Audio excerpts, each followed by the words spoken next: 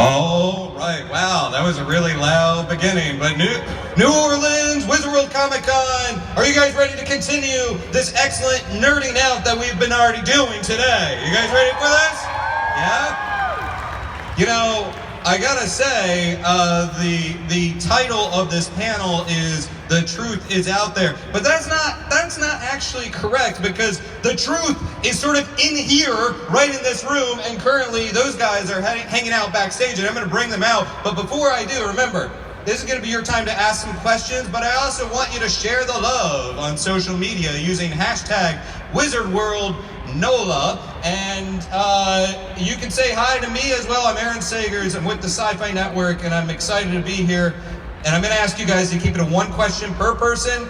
Make it an actual question, no special requests and things of that nature. All right, without further ado, of course you know this gentleman as Skinner from the X-Files. I mean, what do we got? We got 10 seasons, 208 episodes, like 23 years ago. Give it up. You know him as Skinner. Give it up for Mr. Mitch Pileggi!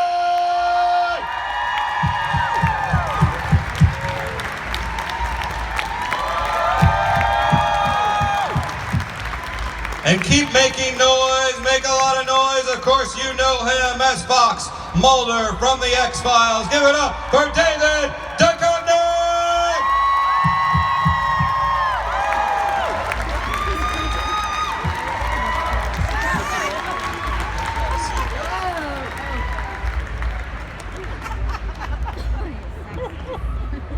Hey, how y'all doing? It's always nice when we get like cozy couches to sit on. These are very comfortable. You can kick back. You just take a nap. Yeah. The first question I have is like I said, 208 episodes, 10 seasons, 23 years. Do you guys, as actors, do you still actually like these characters? Like, are these characters that you look at and you're like, yeah, okay, I still would like Fox and Skinner as people? As long as it checks cash, I'll play this character forever. I love him. No, it's great. These are great characters, and it's like it's a big part of my life and David's life, I'm sure, and so it was a treat to come back and play the character again, and hopefully we get to keep doing it. Yeah. Yeah, I think that because we had such a long time off between season 9 and 10 was 45 years or something, so it was a long time to miss playing a character. So I think, if we'd been doing this continuously, I don't think Mitch would be. We'd be dead. But as you go away from something for a while, you get more of an appreciation for it and for the characters. Well, I mean, as a fan of the show when it was originally airing, I remember looking at the Mulder character and being like, yeah, I dig this guy. I know where his mindset is. I see where he's coming from, kind of thing. Like was sort of a guy in his early 30s, right? An inquisitive guy. But as you get older, is it harder to see sort of his mindset? Like when you're going back for season 10, was it a little bit harder to slip into that mindset of a guy now in his 50s, still with that same attitude, still with that mindset? It's a good question, but that was actually what was most interesting to me as an actor, to go back to a character after that long, at a different age. And yeah, he was kind of defined by his enthusiasm and his drive, which, in your 50s is going to be different. It's going to look different, it's going to feel different, and if it doesn't, it's going to look ridiculous. So it was an interesting challenge to try to play this guy in different stages of a man's life. Mm-hmm. What about with Skinner? He's a guy that, it's not that nothing changed for him, but he was still very much a company man on this same sort of path. I always thought so. I always thought he was a company man. You always thought he was a company man? Very much so. He was a company man. Skinner was old when it started, and he's still old, so it's did it just slip right back into that skin then? Yeah, Skinner slipped back into the skin. It was really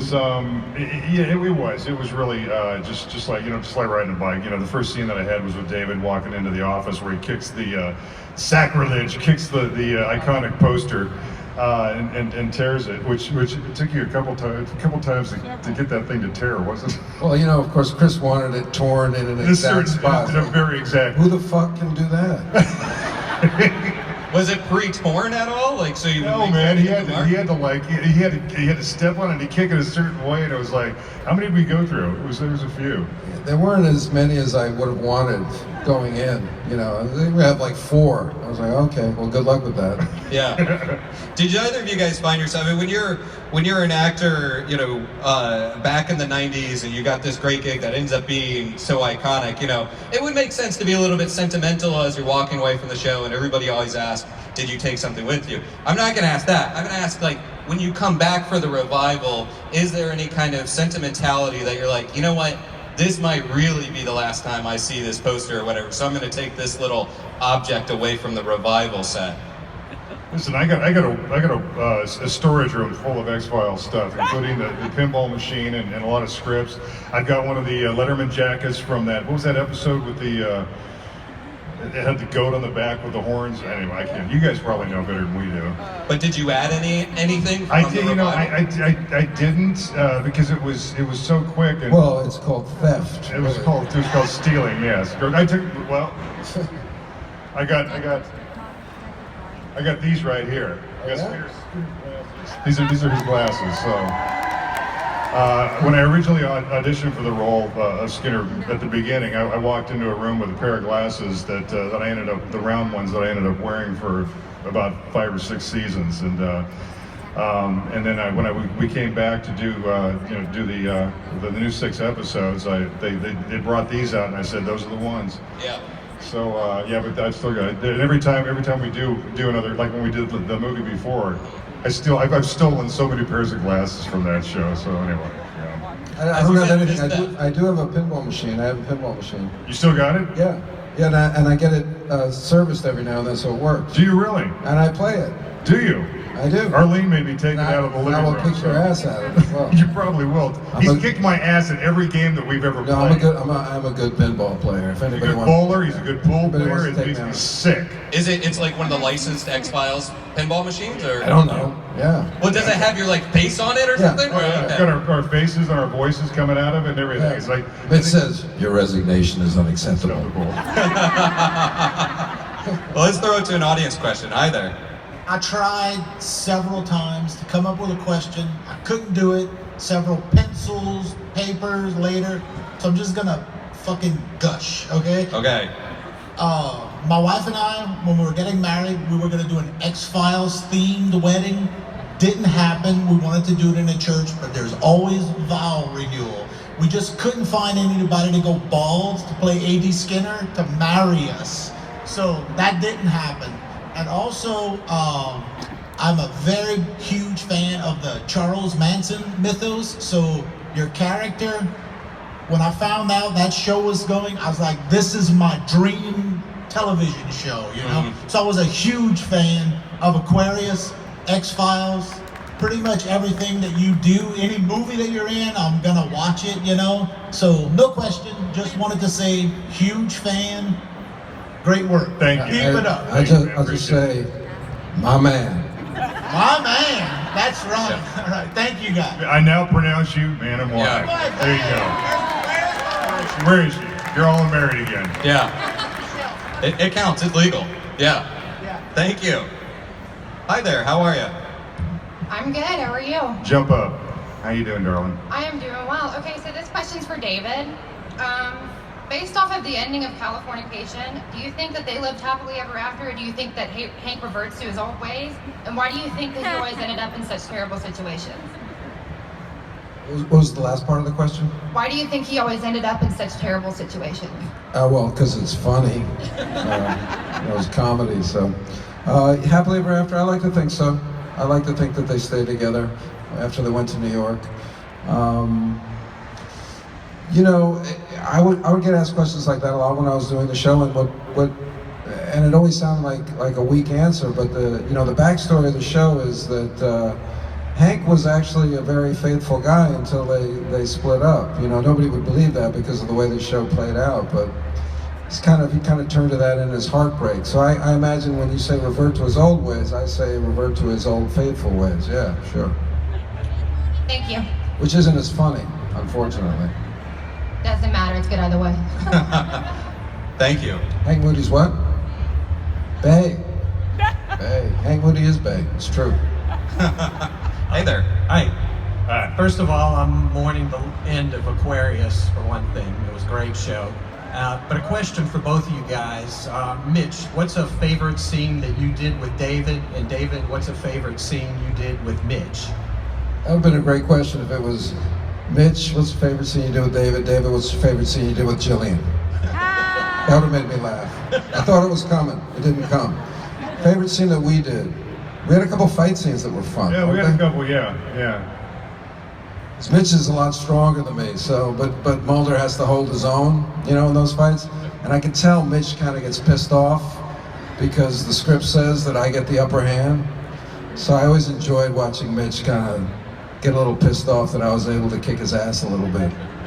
I think one of David's favorite scenes of mine is when I got my ass kicked by that little secretary in my. What was it? That was my favorite. He keeps bringing that up because remember the time you get your ass kicked by that little bitty girl?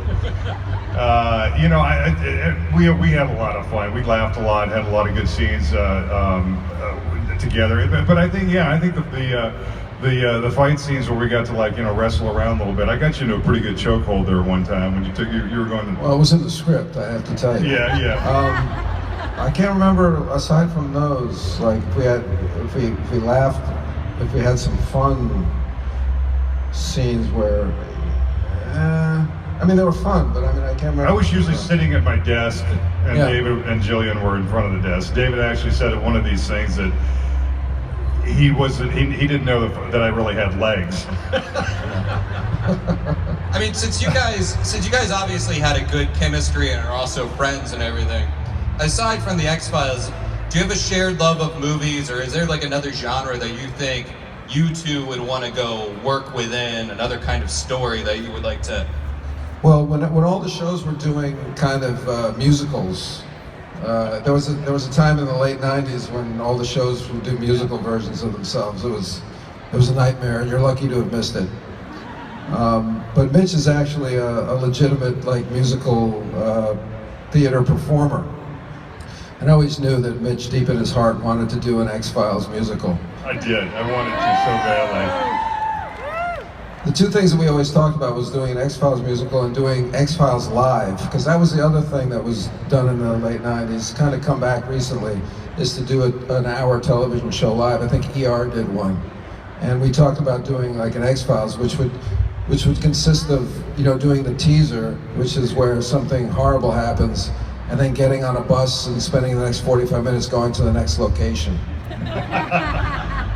What was it a musical set? I mean, because you're a musician as well. Was there a lot of talk about music going out? No, I wasn't a musician at that time. Oh, okay. And I've always been a fan of music, and Mitch would break into song occasionally, and I always did enjoy that because it was not a world that I knew. And I have to tell you, I am so in awe of what he's done with his music and the fact that isn't it great? It's awesome. I mean, it's like this guy's got it's amazing, and I'm very proud of him. And thank you, Mitch. Thank you. And hopefully one of these days we'll hook up and get up on stage and sing together. Yeah. I got ideas.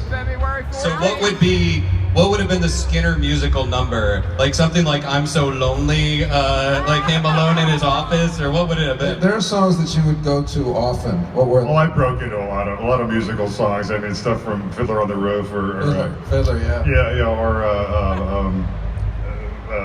Oliver or Jesus Christ If Superstar. you can imagine being in a scene with Mitch, and then all of a sudden you look over and there's Tevye from Fiddler on the Roof. It's like, that's really not helping.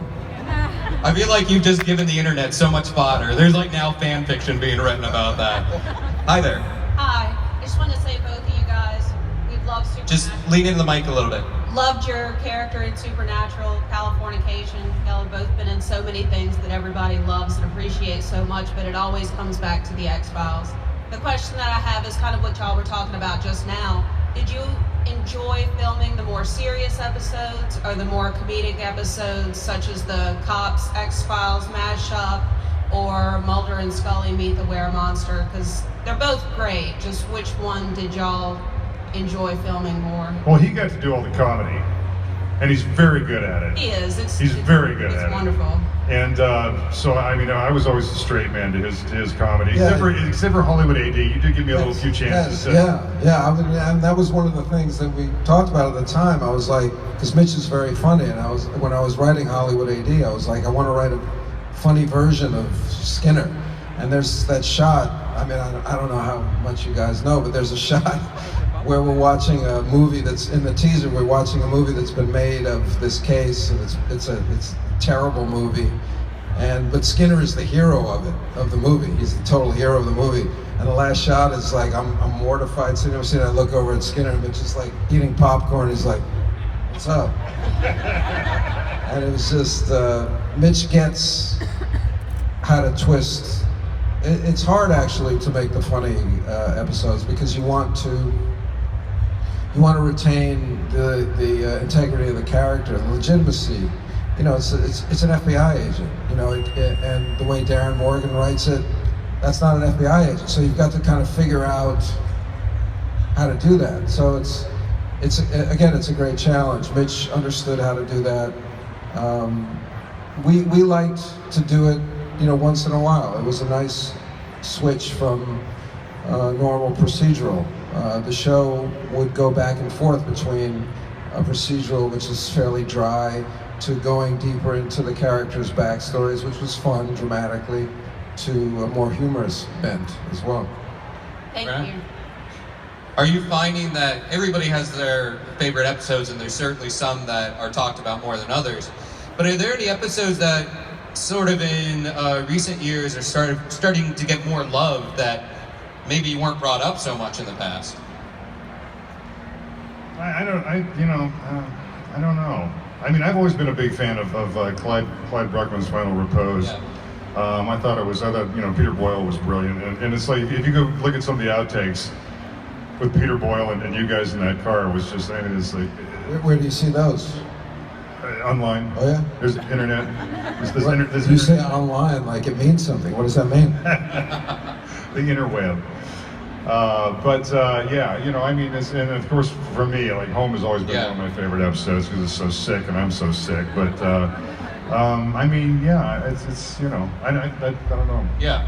I mean, it was interesting that on the anniversary of Home, I think, but you guys did an interview for New York Times, right? Talking about the Home episode. It does exist. If you say so. Yeah, it does. I promise it exists. But it's sort of funny that when you look back at this episode that you did 2 decades ago, that now it's being given this sort of anniversary treatment. Surreal. After the Right. first time they said they weren't going to air it anymore. Yeah. Well, I think the thing about the X-Files, which is interesting, is that, and difficult for the writers, is that each show had to kind of be movie worthy. So, you know, you had to have an hour show that sustained what would normally sustain a 2-hour movie. It had to be that interesting.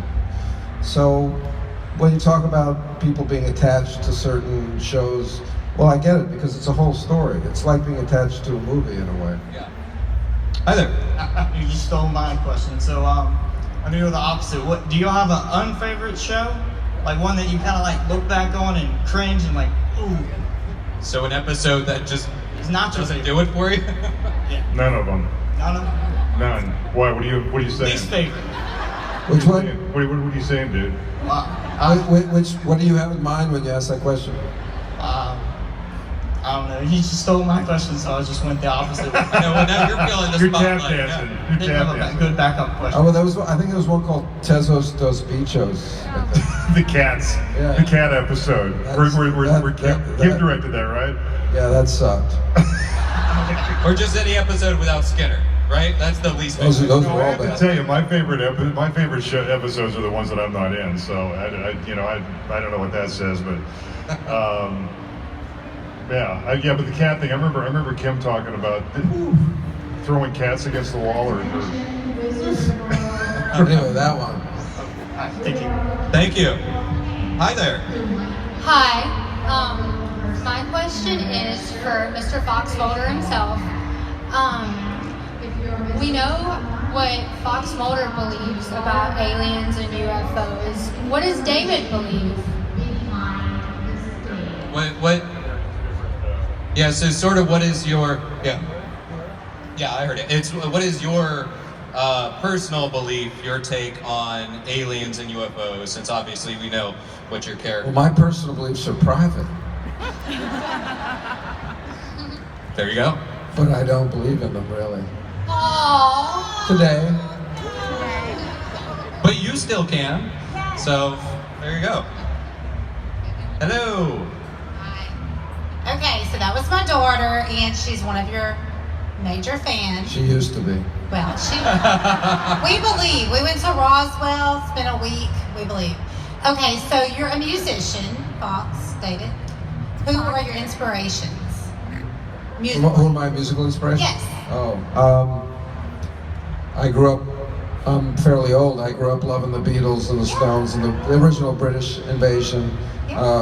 70s rock like Tom Petty, Dylan is a huge inspiration. I'd be hard pressed to tell you present day stuff because I am an old fogey, but those are like the seminal sounds that I grew up listening to and that are still just kind of coded into my brain. Yes, thank you. How about you, Mitch? What's sort of your musical, since Pink you're a music Floyd. guy? Pink Floyd, Led Zeppelin, Stones, Fleetwood Mac. Yeah, I love a lot of that stuff. Neil Young. Yeah, Pink Floyd is certainly like an X-File-esque band. Pink Floyd is my top. I think it's just the genius in any incarnation that they came in. Yeah. Hi there. Hi. So I followed the X-Files since its inception, and it kept me sane as a college student in English literature. And so my question has nothing to do with the X-Files, but I want to ask David one question about your book. Can I ask you? So there's a character named Pearl who I think is the way you write her is the best essentialization of a character that I have ever read. Can I read that one line? Do you mind? Sure. Okay.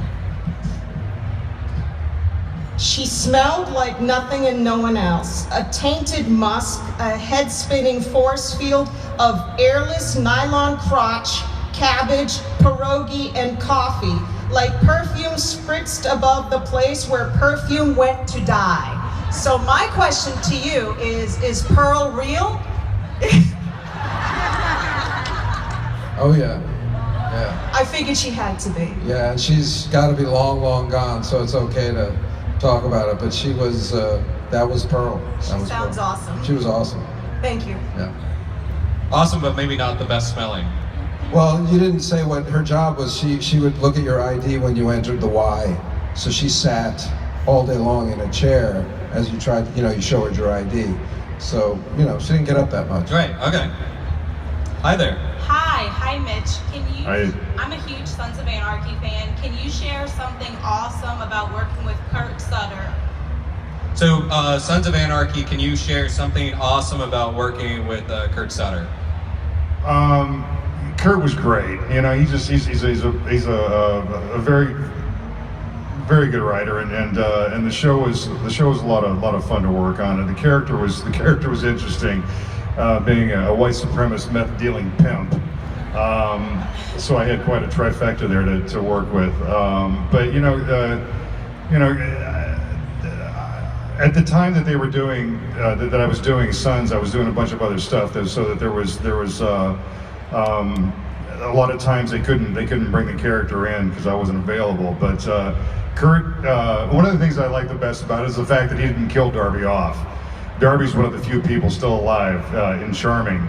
And now that they're bringing the Mayans back, I was talking to Emilio and I said, "Hey, dude, remember I married a Latina girl, so let's talk to Kurt and see if we can bring Darby back into the scene and play a little bit." But it was, I had a great time. It was a great group of guys. Every time I just saw Theo, and it's always, what's great about these things is that you develop these families. With every show you do, so it's always, when you run into them again, it's always great. And but I was, when I went in and read for Sons, every time I've ever auditioned for a show, if the director or producer says I'm a big fan of you on the X-Files, I know that I'm not going to get the job. And that was one of the few times as I walked into the room and Kurt said, I'm a huge fan of you on the X-Files. I'm a huge Skinner fan. And I said, okay, well, I might as well just leave. But fortunately, he did hire me, and I ended up playing the character, and I had a great time doing it. Awesome. So we can look forward to seeing you on the Mind Spell? I'm not saying that. Okay. Thank you for sharing. He definitely did not say that. Hello. I got a good question. What is the worst, which is better? The TV series of X-Files or the movie itself? So I caught TV version versus movie. What was the first part of the question? Which is better? Which is better, the TV universe or the movie universe of the X-Files? I think the X-Files lends itself more to the small screen. I mean, I think it just and it was successful for so many years on the small screen. But I would say TV. If I was going to answer, David could answer too. If you, no, okay, bye. Well, let me ask this. I mean, it's interesting when you go back for the revival, and it was 6 episodes, right? So you're really forced to tell tighter stories, shorter season. As actors, is that just so nice and refreshing compared to 22, 24, 26 episode long seasons that had you wrapped up for an entire year? Well, I think actually 6 was too few. It was, especially after having been gone for so long. But having said that, 23 and 25 is way too many. Yeah. Especially for where we are now in our lives. So I think there's a happy medium somewhere in there. I think we can exist as a movie. I think there are 2-hour stories to tell. I think there are 8-hour stories to tell. I think there are 10-hour stories to tell. You know, I think it's a very adaptable kind of a frame. Yeah. Do you have any thoughts on that? You agree? Yeah. Yeah. All right. Hi. I would like to ask David if he... A little closer to the mic, sorry. Okay, so David, you played Denise in Twin Peaks, who was also an FBI agent. I had to mention that because it's amazing. And I wanted to know if you possibly thought that Denise kind of like inspired Mulder in this FBI sort of sense, kind of like... I think it'd be more like he inspired Scully, don't you think? Well, I mean, it's kind of hard to explain because one minute he's like dressed like a woman and the next he's dressed like a dude, so I don't really know which one he really is. Sounds about right to me. But what I was asking is about the whole FBI. Do you think that kind of had some inspiration, FBI-wise? Oh, sorry. So did the character from Twin Peaks sort of have an inspiration FBI-wise on... Yes. No. Okay, I had to bring some conspiracy in because, Oh, okay. you know, FBI, Okay. Fox Mulder, I just had to Yeah. ask. No, you did fine. You did good. I'm just trying to answer your question. I know it's kind of hard. I don't really understand it myself, but I had to bring conspiracy. You did great. Yeah. Well done. Thanks. Hello. Hi. Y'all were talking Hi. about the memorabilia you have. I actually have one of the billboards. A friend of mine worked for a billboard company, and I wound up with one given to me. So it took up a whole wall in my house. I guess it did. It was a billboard. Yeah, that's wild. Now my question is, the episode with all the cockroaches, did y'all really? Cockroaches. Sarcophagus? Yeah, the cockroach one. Did y'all really have to fool with a lot of live cockroaches? Because that is disgusting. Well, I grew up in New York City. Cockroaches to me are my friends. I didn't have friends growing up. I had cockroaches. I don't remember. I think we must have. Cockroaches aren't that bad. But there was a moment that Darren Morgan, who wrote the script, had wanted in the show, that was in the show, which is where he wanted a cockroach to walk across the television screen. You know, he wanted it to seem as if you at home had a cockroach walking across your television screen. And I believe they did that. And that was kind of a... And it worked. Yeah, okay. That was very cool, wasn't it? Thank you. How's it going? Hey. All right. Hey, I was just wondering if you guys have any more plans for any more seasons or maybe another X-Files movie. That's a big question. I don't know that they can really answer it, but So far, nothing's been announced about additional seasons or anything like that. We're keeping our fingers crossed. As are we. Have a good day. Thank you. Cool, thank you. Hello. Hello. Hi. So first I would like to say that I really enjoyed the movie Evolution growing up with Orlando Jones and Sean William Scott. But also I'd like to have a question for both of you. As X-Files, as you know, explores a lot of unknown, as such with UFOs, is there a conspiracy theory that you two not necessarily believe in, but enjoy exploring or entertaining the thought of? And like any conspiracy theory, maybe JFK and etc. So any conspiracy theories that you personally tend to like or entertain? It wouldn't be that much of a conspiracy if they start talking about it on stage, but...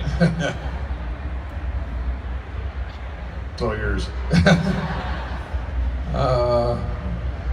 I generally don't. I generally look for a human explanation. My father wrote a play that was on Broadway in 1967 called The Trial of Lee Harvey Oswald, so he was obviously very interested in the Kennedy assassination.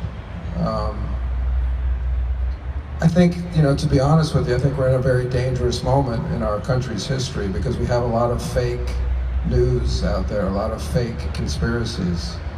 And I think as much fun as it is to talk about conspiracies and to embrace them, I think, especially right now, we should all be actually looking for an actual truth rather than a fantastical explanation for things. I agree. And there's so many lies and so much disinformation and like David said, fake news. It's hard to disseminate what is true and what is false and what is. I mean, it's like journalism these days is just in the toilet. Trump has made conspiracies a lot less fun. Right. Thank you guys. Thank you. Well, sort of on another note, so much of the revival there's lots of little Valentines, little calls out to the other seasons. But you also had the Curse of the Weremonster, right, where you were dealing with big fans of the show, including Rhys Darby and Kumail Nanjiani. Was it kind of humbling to be acting with these people that were also so inspired by the work you did, or do you kind of have to set that aside and just be like, all right, we got to get to work? No, I'd say, especially with Kumail, he actually was almost crying when he first met David and Chris and myself because he was so excited. He's such a huge fan, and it's so charming and endearing and sweet to listen to him talk about the show and how much he loves it and how big a fan he is, and so for these guys to be able to come on to the show and work on it and almost have a dream fulfilled for themselves, I thought I dug it. I was so happy to meet them and their enthusiasm and. Yeah, it was interesting for sure. I would think it'd be maybe more difficult for them to kind of believe that they're existing in a world where it seems that they've thought about for so long. But there were moments when I was working with them where I would think, gee, I wonder if I'm as good a molder as they wanted. Is this the molder that they were thinking about for so long? It's like, was that great molder I'm giving them right now? I don't know. Is that good enough? I don't know. In between takes, was that moldery enough? Was that good for you? Was that good for you?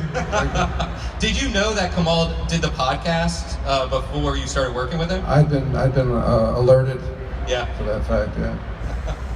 Hi. Hi, this question is for Mitch Pileggi. I was just wondering, what was it like raising the world's most amazing daughter? Ladies and gentlemen, my daughter.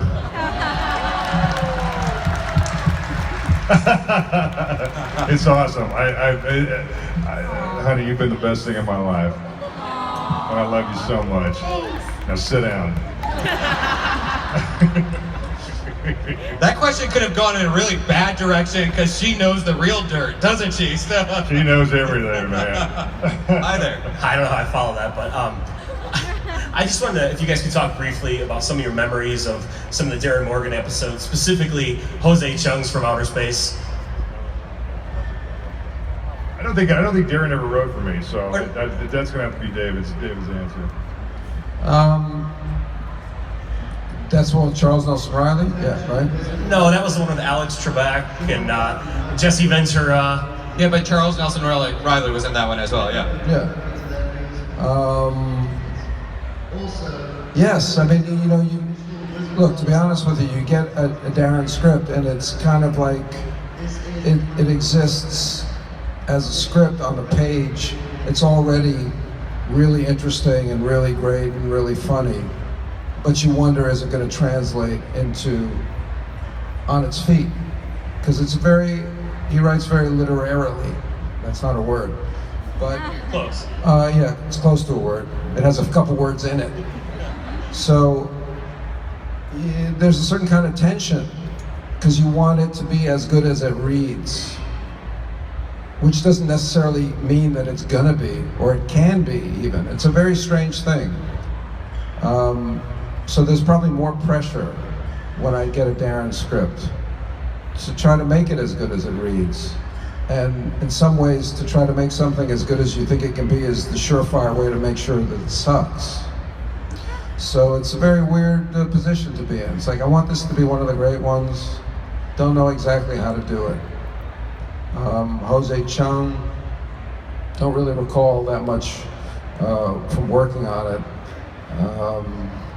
I grew up in the 70s. Charles Nelson Riley was always on game shows.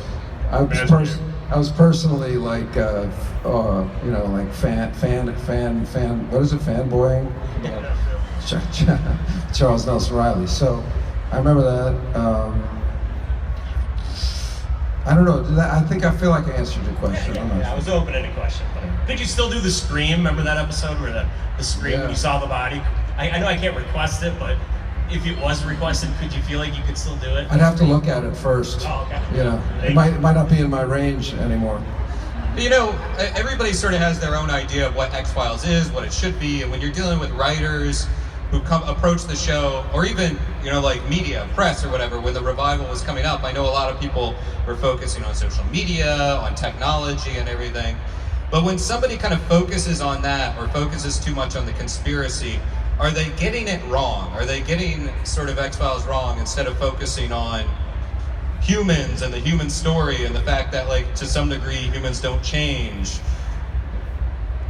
It's a good question, but I don't think you can get it wrong. I think one of the things that works about the X-Files is that it has all these different avenues within it, so that you can look at it as a soap opera, whatever's going on with Mulder and Scully and you know, their love life and their kid or whatever happens, or you can look at it as a procedural, what happened in this particular case, or you can look at it as the overarching conspiracy, what's happening between aliens and humans and all that crap. So none of those things delegitimize the other things. It's just actually what makes the show very interesting is it has all those different ways of getting into it, I guess. Yeah. Hello? Hi, if I didn't do this, I would never forgive myself, so I have a question at the end of this. But I know I'm just another fan, but I can't help feeling that I could love this secret agent, man. I can't wait anymore for you to discover me. I've got it bad for David Duchovny. So my question is, David Duchovny, why won't you love me? Well, who says that I don't? Now, can you come back and sing it? No, you're not going to sing it? Thank you. Hello. I hope you have a poem for Mitch now, because otherwise it's going to get really awkward. Well, sorry, I don't. It's a question What for rhymes both with of Mitch? you, All though. right, I'm used to it. I love you, though, Mitch. Okay, hey, Mitch. Hey, David. I love you, my dude. My question was, what's the weirdest or most memorable fan encounter you've ever had, and what was it? I had a girl that used to follow me around to conventions who was a contortionist, and she used to dress up as Skinner with a full bald cap, with the hair on the sides and glasses, a full suit, and then I'd be up on the stage doing a panel like this, and I'd look back and I'd see Skinner, a female version of Skinner, standing there with her legs straight up over her head. So she would come to a lot of the conventions that I would do, and I finally brought her up on stage. And I said, "Get it out of your system, everybody, check her out. Look what she's got going here." And then it was me. It was me. But that was that was very interesting. That sounds like a perfect one-person off Broadway show. Like, I think that's what she was going for. Yeah, man. yeah. Something like that. That's wow. I didn't know that. That's good. No contortionist Fox Mulders or anything? No, sadly. Oh, okay. Well, I love you anyway. Thank you. Thank you. There will be now, though. That message will be spread. One can dream. Hi. Hello, how y'all doing? Good, how you doing? Fantastic. Good. Actually, I had the pleasure of meeting Mitch about a century ago at an X-Files convention, so that was kind of cool. Unfortunately, David, you didn't make an appearance. It was heartbreaking. You're making up for it today, though. Are you a contortionist? No. Okay. No, I'm too old for that Okay, shit, okay. all right? But my question specifically for David, now that you've kind of dabbled in all these things, television, movies, you're a novelist now, a musician, I think maybe in the future there might be kind of like a one-man show, travel on US, a little tour, because you're damn funny, dude. I think it would rock. Yeah, would you want to take to stage, I don't know, do you have like a story for the stage, a one-man show or something? I've never really thought of that, but sounds like fun. He could do it too. This dude's funny, smart. I don't know. Yeah, I mean, let's figure it out. Yeah, let's work on this. Yeah, let's work on that. I'm a And great I'll promoter. I'll start working on my flexibility too, just in case I need to do some of that. Yeah, get back in practice, dude. Love you guys. Thank you. I think we only have time for 2 more questions, if we could keep it really short. Hi. Yes, this is for David. I know you probably can't tell us about the new Twin Peaks, or if you're in it or not, but can you tell us about your time working on the original Twin Peaks, and did you get to work with David Lynch at all? And is Mitch in the new Twin Peaks? Is Mitch what? In the new Twin Peaks. Are you? That we can say no on that. I can talk about the old Twin Peaks. I am gonna be in the new one, but those guys are serious with their they tell you, shut the fuck up, So I'm gonna abide by that. But the old one was interesting because I hadn't really done much work as an actor at that point. It was like the 3rd or 4th job that I would have gotten, and interestingly. Mark Frost, who was running the show, had written the part for James Spader, who was his good friend of this transvestite drug enforcement agent. And James has got some other job, and it came open, and they just threw it open to auditioning young actors. I came in, and somehow I got it. I don't know. I can't imagine I don't know how I got it, but I got it. And yeah, I just remember I nared my legs. I don't know if you know what nair is, but it's not good stuff at all. But it's very effective, having said that. And wore the pantyhose and got an immediate understanding of what it's like to dress as a woman, and it's no fun because you're made to feel fat as soon as you put those pantyhose on.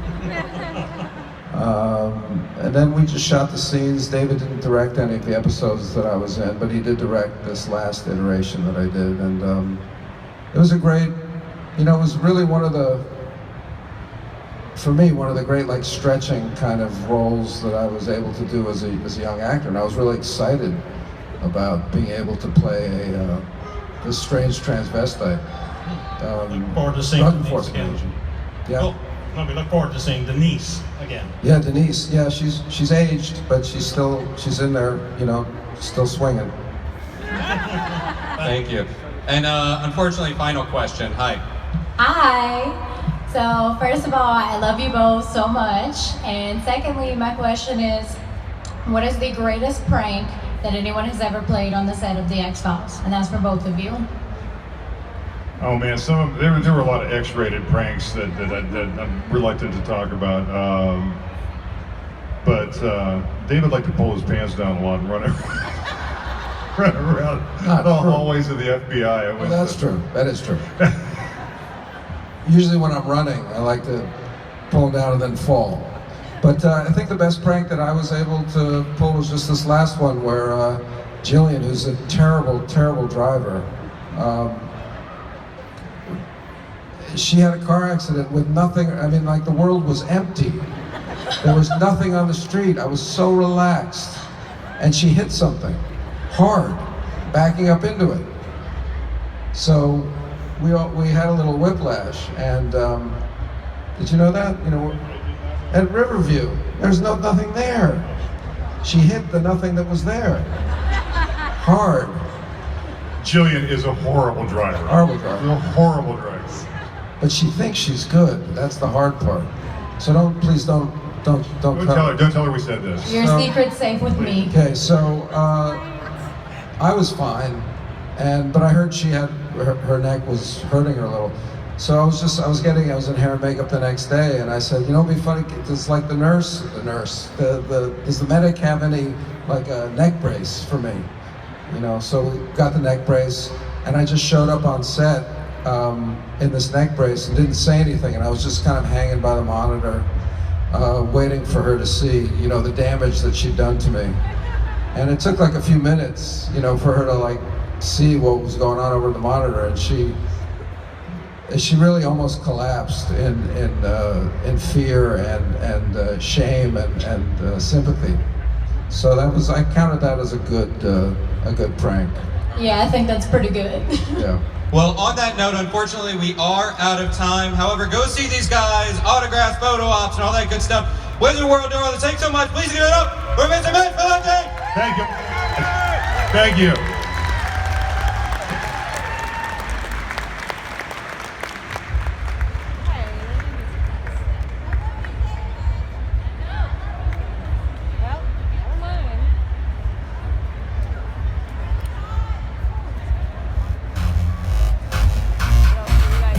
Hey everyone, welcome to Wizard World Comic Con. We're so happy you were here, and as you've already seen, there's so much to do. We've got artists, we've got celebrities, we've got awesome programming, we've got awesome cosplayers. But don't take my word for it. Take a look for yourself. Hi, I'm Sarah Jean Underwood. Jason David Frank. Sheila Roots.